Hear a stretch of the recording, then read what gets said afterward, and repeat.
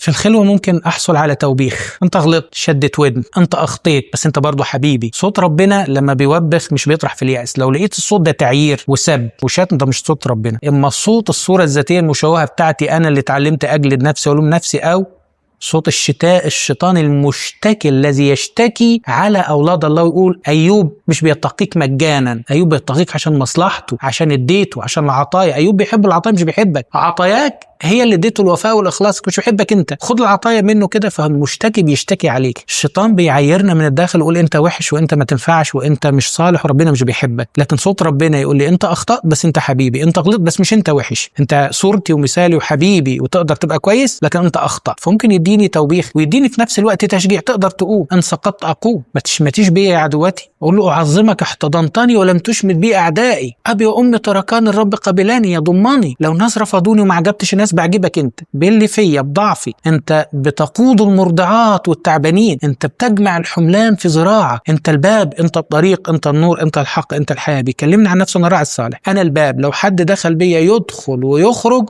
ويجد مرعى، اللي يجي عندي هيشبع، من يقبل إلي لا أخرجه خارجا. مش برفض حد أيا كان، من كل الأمم، كل القبائل، كل الشعوب، كل الألسنة، شفتهم جايين ومخلصين ومفديين على جبل صهيون وبيترنموا ترنيمة جديدة مع الخروف القائم المذبوح الحي إلى أبد الآبدين. ربنا بيقول لنا المعاني دي مش هنحصل عليها غير في الخلوة. بره الخلوة صعب أعرفها. هل أنا بحافظ على خلوتي؟ هل لي علاقة حقيقية مع الله؟ هل نموي بيتوقف على ذراع البشري؟ هل بيعتمد على دعم الآخرين ومساندتهم؟ هل منتظر أنا من العالم والناس والقوانين والدولة والحياة وأهل العالم إنهم يدوني احتياجاتي؟ ربنا قال سلامي أترك لكم، سلامي أنا أعطيكم، ليس كما يعطي العالم أعطيكم، لا تضطرب قلوبكم. ما تخافوش، العطية اللي أنا بديها لكم ورث السلام ده العالم نفسه مش هيعرف يديهولكم. ربنا يديني أنا شخصيا أعرف أحافظ على خلوتي وأعرف أتمتع بيها، وأعرف أكتشف الله واكتشف نفسي وضعفاتي وجهالاتي وخطاياي، وأعرف أستشفي في المسيح، وأعرف أخذ من نوره وأخذ من خلاصه، وأقدر أخدم شعبي وأخدم نفسي وأخدم ضعفي.